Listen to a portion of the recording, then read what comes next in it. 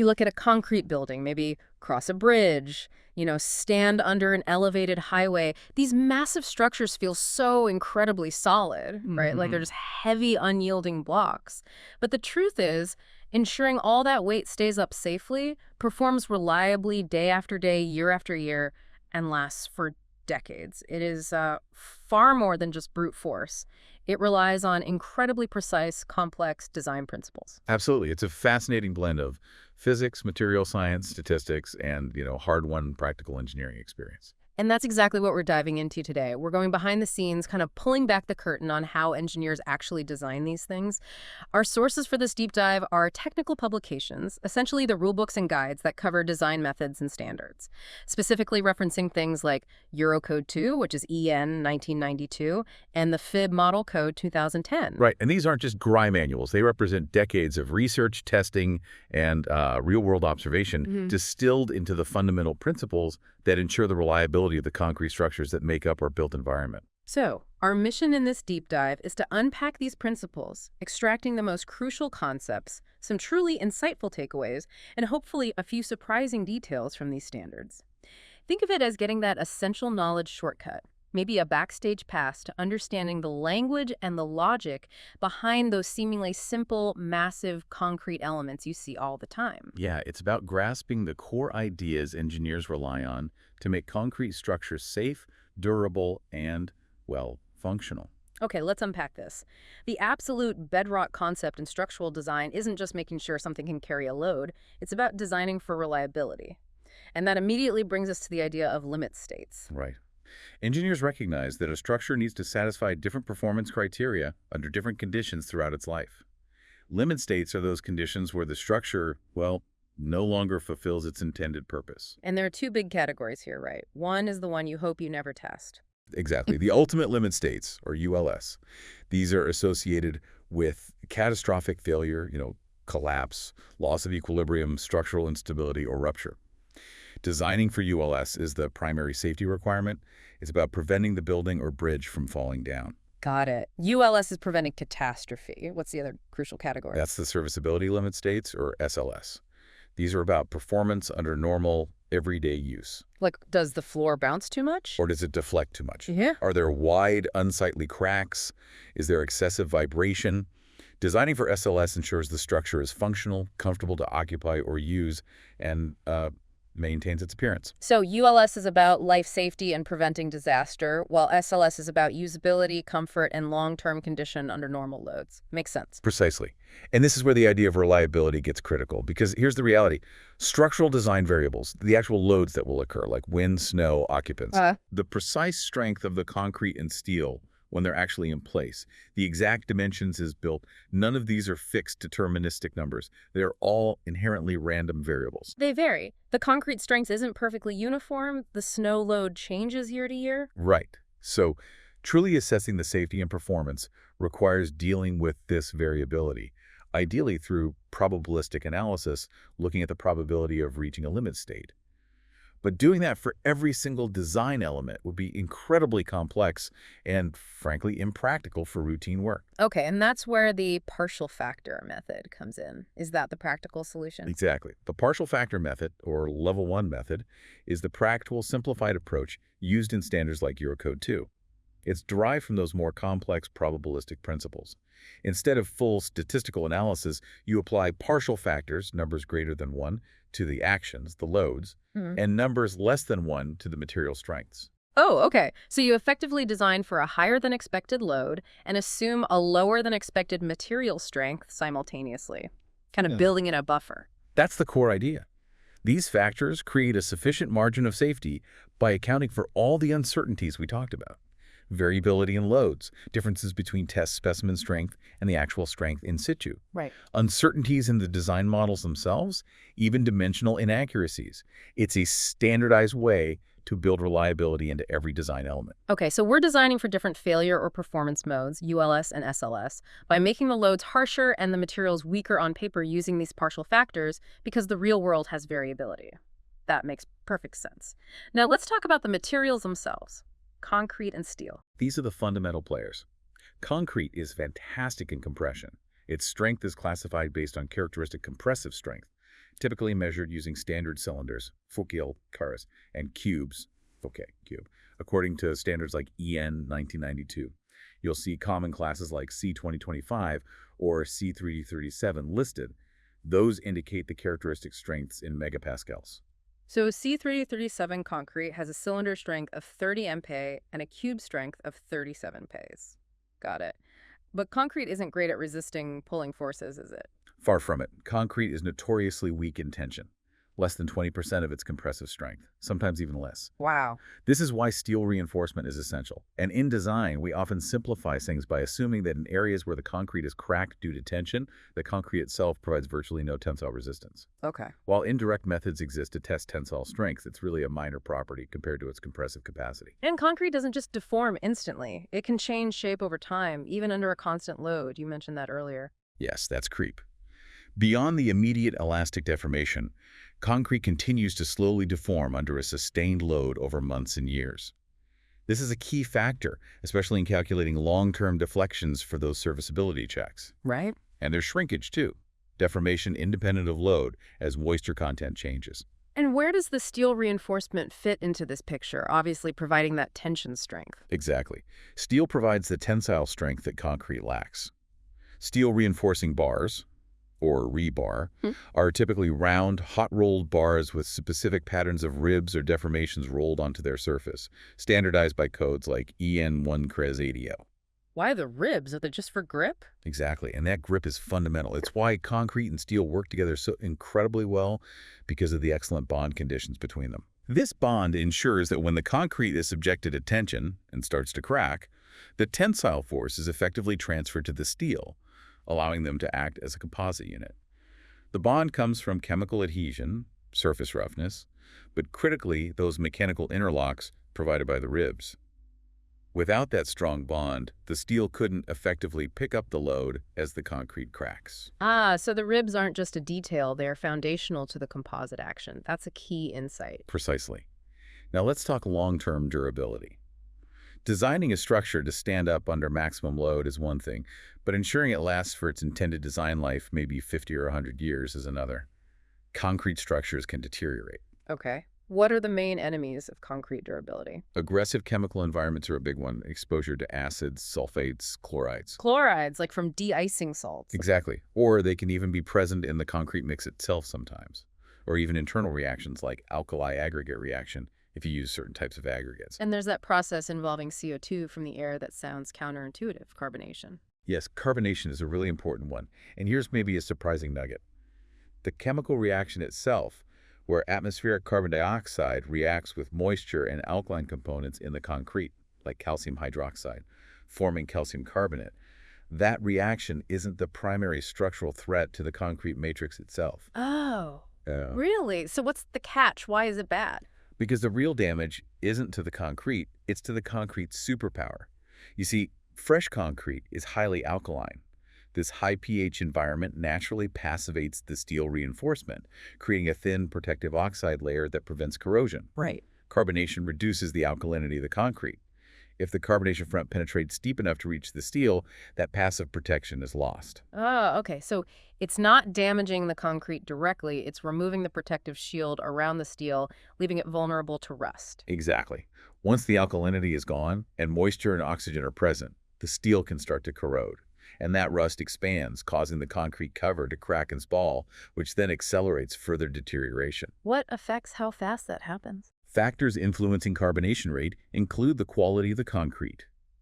A lower water-cement ratio means denser, less permeable concrete, so slower carbonation and humidity. Apparently, the fastest rate is often seen in 50–60% relative humidity environments, according to our source. Too dry, not enough water for the reaction. Too wet, the pores are saturated and CO2 can't get in easily. Interesting. So protecting that steel reinforcement is absolutely critical for long-term life, and that's where concrete cover comes in. Absolutely. The concrete cover, the layer of concrete between the surface and the reinforcement bar, is vital. It's specified as a nominal cover on design drawings, which accounts for the required minimum cover, plus an allowance for construction tolerances, deviations. And the reasons for needing cover, you mentioned corrosion protection. Primarily three. Yeah. Safe transmission of bond forces, you need enough concrete depth around the bar for the bond stresses to develop properly. Okay. Protection of the steel against corrosion, providing that physical barrier against CO2 and chlorides, directly linked to durability, and providing adequate fire resistance. The cover delays the heating of the steel in a fire scenario, helping it maintain strength longer. So cover isn't just some arbitrary number. It's tied directly to function and longevity based on where the structure is located, the environment. Precisely. Codes like EN 1992 define environmental exposure classes like XC classes for carbonation risk, XDXS classes for chloride risk from salts or seawater, and mandate minimum cover values based on these classes, the bond requirements, and fire resistance needs.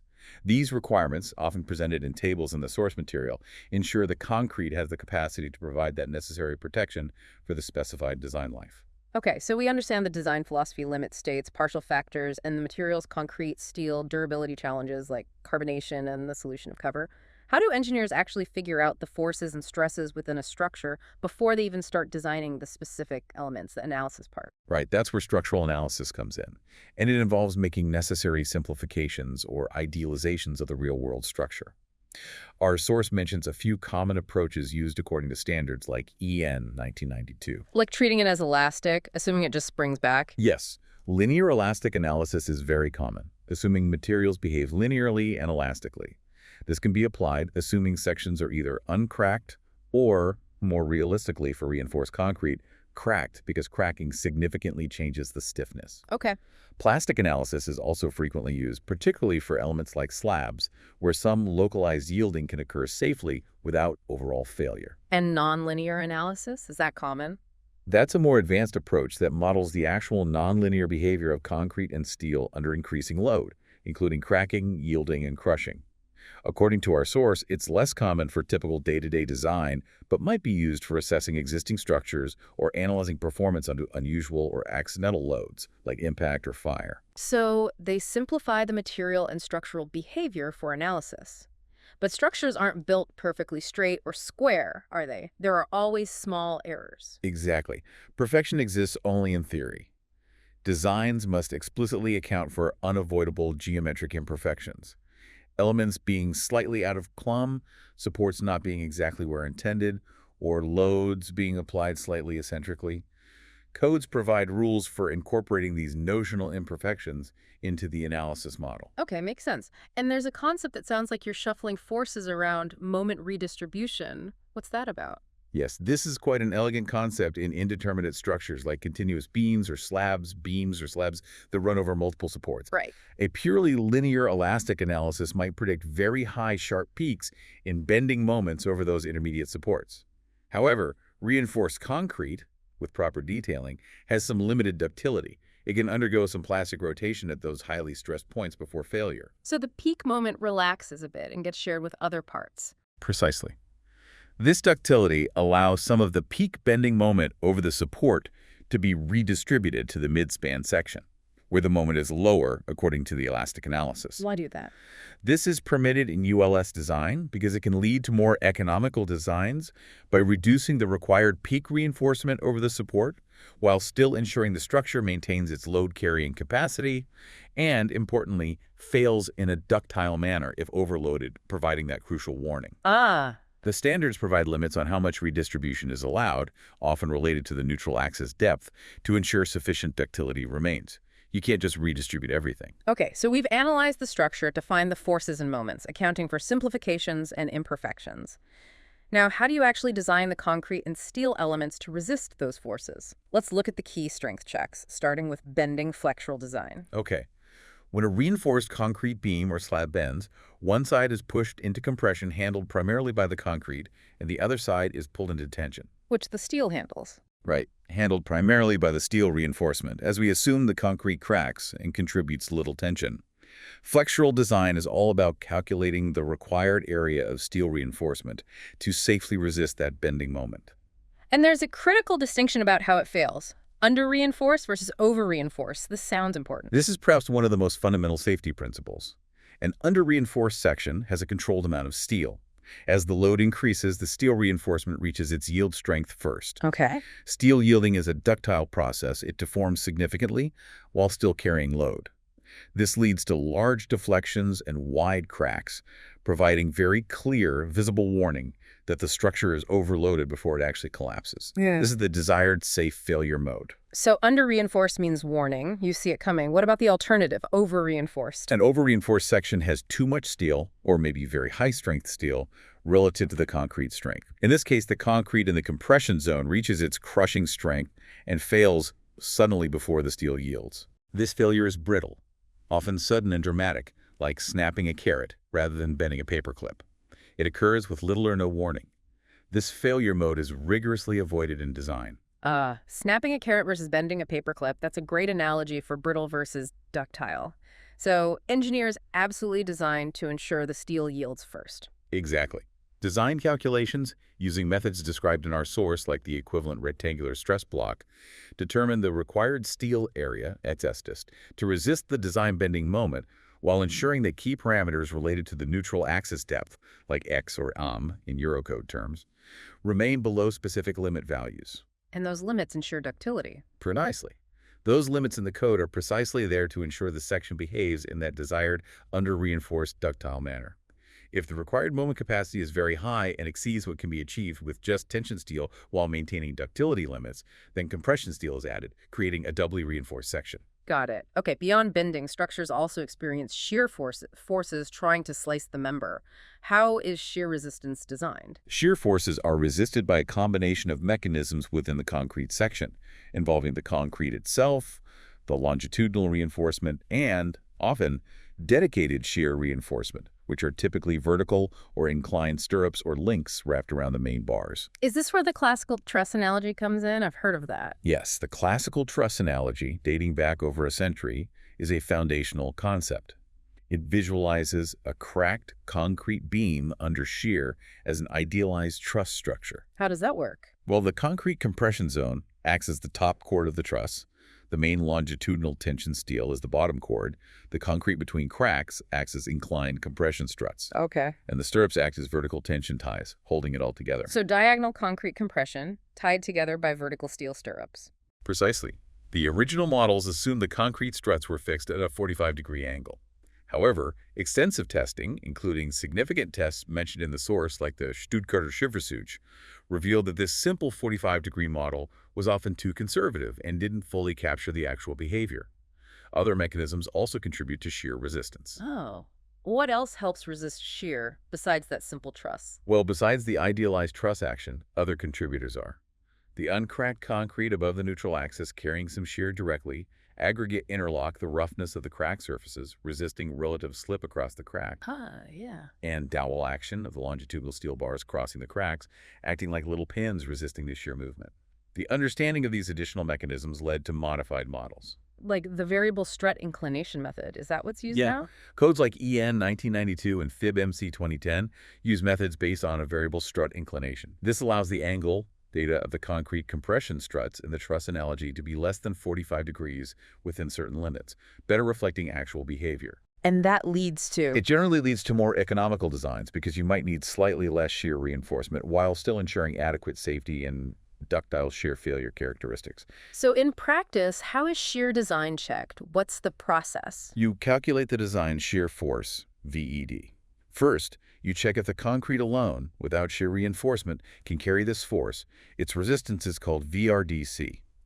If VED is less than or equal to VRDC, then shear reinforcement isn't strictly required for strength, although minimums are often added for robustness, Right. If VE is greater than VRDC, then shear reinforcement, like stirrups, must be provided. And the amount of stirrups needed is calculated using this variable strut model. Exactly. The required area and spacing of the stirrups are determined using equations derived from the modified truss model based on the shear force, the section's effective depth, the strength of the stirrup steel, and the chosen strut angle. This ensures the reinforced section has sufficient shear capacity, VRD, to resist the applied shear, VED. That covers shear and beams generally. But there's a particularly tricky shear failure mode, especially in flat slabs supported directly by columns, right? No beams involved. That's punching shear, yeah. A critical limit state for flat slabs. It's effectively the column trying to punch through the slab. The heavy load from the slab is concentrated onto the relatively small area of the column connection, creating very high shear stresses around the column perimeter. And how does it fail? Is it like the column just pushes a cone of concrete out? That's the general idea, but the source describes several modes. A key one is the crushing of concrete compression struts, very close to the column face. This crushing limits the maximum shear force the joint can transfer, even if shear reinforcement is added further out. Other modes involve punching cones forming inside or outside reinforced zones, or even delamination. Okay, so crushing near the column is a critical limit. How do engineers design against this punching? The design procedure involves checking the shear stress at critical perimeters around the column. The primary check is right at the column face, checking against concrete crushing, the yard max, and then crucially at a basic control perimeter, often located at a distance of 0.5 times the effective depth, d, away from the column face. Okay. You check the concrete's capacity, VRDC, at this perimeter. If the applied shear force is too high at these perimeters, then shear reinforcement is required. And where does that shear reinforcement go? Is it just more stirrups? If needed, special punching shear reinforcement is installed. It can be in the form of stirrup cages, studs welded to rails, or other proprietary systems. This reinforcement is installed around the column, extending outwards. How far out? It's needed out to a perimeter where the concrete alone is sufficient to resist the shear force. Typically, the reinforcement covers a zone extending about 1.5 times the effective depth inside that outer perimeter where it's no longer needed. Are there specific design factors that make punching shear more challenging? Things that make it worse? Definitely. Factors include the size and shape of the column. Smaller columns are worse. Also, the presence of unbalanced moments transferred from the slab to the column, like at edge columns. And critically, openings in the slab located near the column. Openings, like for pipes or ducts. Exactly. An opening significantly reduces the effective length of the control perimeter around the column, forcing the shear forces onto a much shorter length, drastically reducing the slab's punching capacity. Our source even includes diagrams illustrating this effect. You basically have to subtract the missing perimeter length. Wow, okay. And there are rules about the reinforcement itself, spacing and things. Yes, if shear reinforcement is required, codes specify the required area and maximum spacing to ensure it effectively intercepts potential shear cracks. For example, EN 1992 typically requires at least 2 perimeters of reinforcement and limits the radial spacing between reinforcement legs, often to 0.75 times the effective depth to make sure it's effective. Okay, so those are the key ULS checks designing for bending, shear, and punching to prevent collapse. Now, let's shift to serviceability limit states, ensuring the structure performs well under normal conditions. Cracking is a big one, isn't it? Cracking is almost inevitable in reinforced concrete under normal service loads because, as we mentioned, concrete is weak in tension. When the tensile stress due to bending or other effects exceeds the concrete's modest tensile strength, cracks form. And once a crack forms, the tension just jumps across to the steel. Exactly. The concrete at the crack location is no longer carrying tension. That force is transferred via bond to the steel reinforcement, which then carries the full tensile force across the crack. As you move away from the crack, bond forces transfer stress back into the concrete between cracks, and new cracks form when the concrete's tensile strength is again reached until a stable pattern develops. So the concrete between the cracks is still doing something? Yes, the concrete between cracks does still carry some tension. This is called tension stiffening, but its effect reduces as loads increase and cracks widen. So cracking happens. Why does it matter beyond just looking unsightly?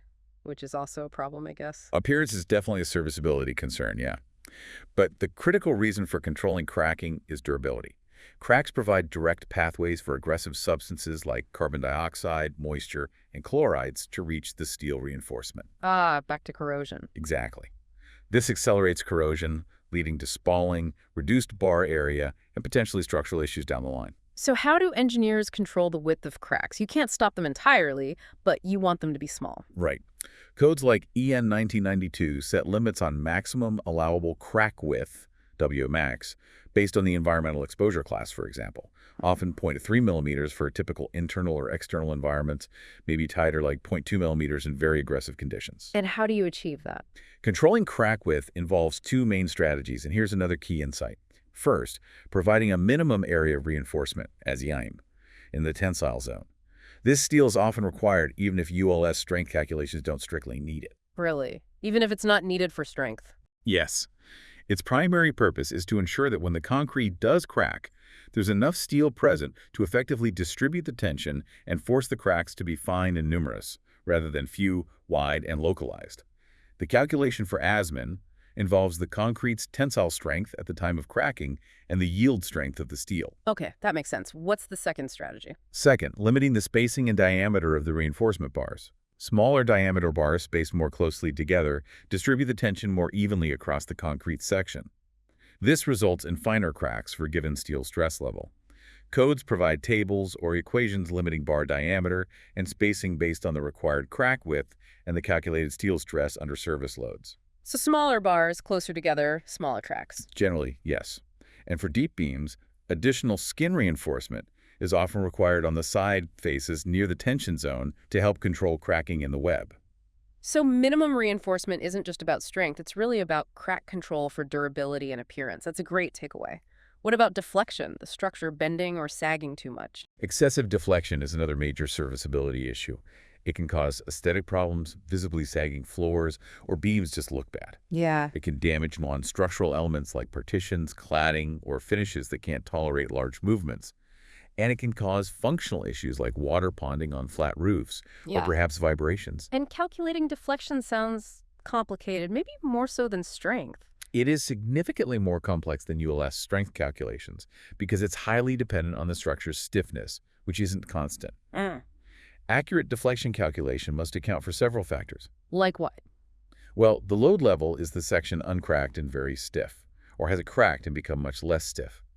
Material properties, the elastic modulus, but also those long-term effects like creep and shrinkage, which add to deflection over time. The load history deflection increases significantly after cracking occurs and depends on when the load was applied, and the structural system's geometry and the distribution of bending moments across the span. So the stiffness changes over time and with cracking, and creep adds long-term sag.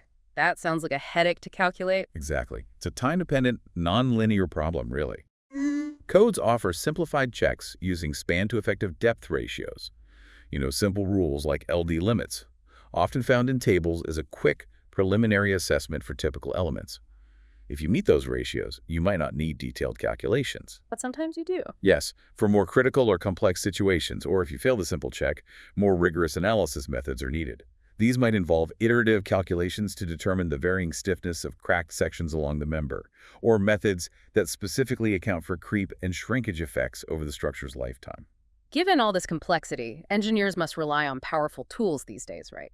Finite element analysis, or FEA, is a big one, especially for complex elements like slabs. Absolutely. For complex geometries, loading patterns, or support conditions, FEA is an invaluable tool. It breaks the structure down into a mesh of small elements and can model the distribution of forces, moments, and deflections far more accurately than traditional simplified hand methods, especially for things like two-way slabs. Sounds like it does all the heavy lifting for you.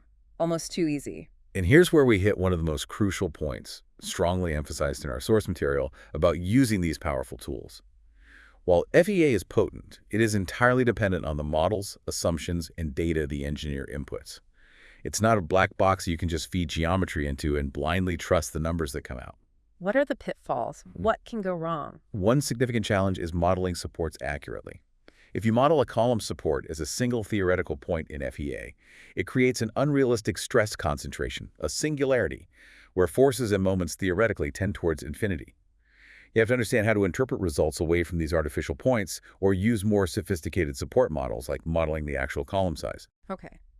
And for deflection calculation, you mentioned stiffness changes. Right. Standard linear elastic FEA, while great for finding elastic forces and moments, doesn't inherently account for the reduced stiffness of cracked sections, or the effects of load history, or creep for long-term deflection. So the deflection number from a basic FEA might be wrong. It could be significantly underestimated, especially long-term deflection. You might have to manually adjust material stiffness properties in the software based on separate calculations for cracked sections, maybe iterating, or make simplified assumptions like assuming maybe half the gross stiffness for cracked sections based on code guidance.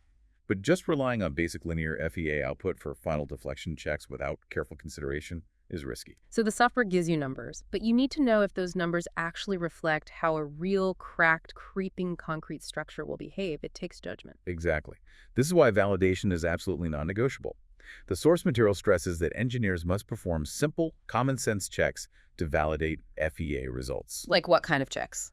Things like, are the supports modeled correctly? Do the reactions make sense based on the total load? Is the element mesh appropriately refined, especially near critical areas like columns? And critically, do the calculated reinforcement areas based on the FEA moments make sense based on basic engineering principles or simple rules of thumb? Rules of thumb. Like what? Is there an example? Yeah, the source gives a practical example specifically for flat slabs. A useful rule of thumb is that the amount of top reinforcement required in the column strip over the column should be roughly double the amount of bottom reinforcement required in the middle strip in the span. Okay.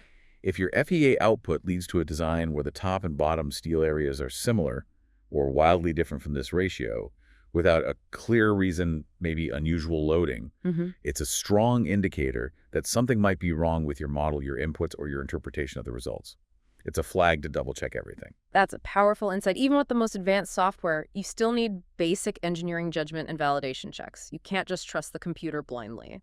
Absolutely. The software is a tool, a powerful one, but the engineer's understanding, critical thinking, and experience are paramount in ensuring a safe and reliable design. It's about using the tool wisely. Wow. We've really gone deep into the world of concrete structures design principles here. We started with the fundamental philosophy, didn't we? Designing for reliability using limit states. ULS and SLS. And accounting for variability with partial factors. Right. Then we explored the materials, the compression strength of concrete, the tension strength provided by steel, their vital bond through those ribs. Yeah, the bond was key. And the crucial fight against deterioration mechanisms like carbonation and how proper concrete cover is the main defense. We unpacked how engineers analyze these complex structures using idealizations like elastic or plastic analysis, while accounting for real-world imperfections, and even benefiting from concepts like moment redistribution made possible by concrete's limited ductility. And then we got into the specifics of designing elements to resist forces, calculating reinforcement for bending while ensuring that all-important ductile under-reinforced failure. The paperclip, not the carrot. Exactly. Tackling shear forces using evolved truss analogies with variable strut angles, and handling that tricky punching shear around columns, highlighting the vulnerability introduced by nearby openings. Finally, we looked at ensuring the structure performs under normal use serviceability by controlling cracking for durability and appearance, using minimum reinforcement and bar spacing rules. Grappling with the complexities of predicting deflection under various conditions and over time, considering cracking concrete. And the vital importance of using powerful tools like FEA correctly and, most importantly, validating the results with engineering judgment and simple checks. Don't just trust the output. Yeah, that validation step is critical. It's clear that designing concrete structures is a sophisticated blend of theoretical mechanics, statistical principles, deep understanding of material behavior, and practical experience to ensure safety, durability, and serviceability for decades. It truly is a constant balancing act between all those factors. So here's a final thought to ponder from this deep dive. Despite the increasing sophistication of design codes, the depth of material science knowledge, and the power of modern computational tools like FEA, the sources we've explored consistently highlight that engineering judgment and careful validation against basic principles remain absolutely essential. It's not just about crunching numbers with powerful software. It's about truly understanding what those numbers mean in the context of real materials, real construction tolerances, and real-world performance. What does this fascinating blend of advanced science and fundamental practical checks tell us about the nature of building reliability in the structures that surround us every day?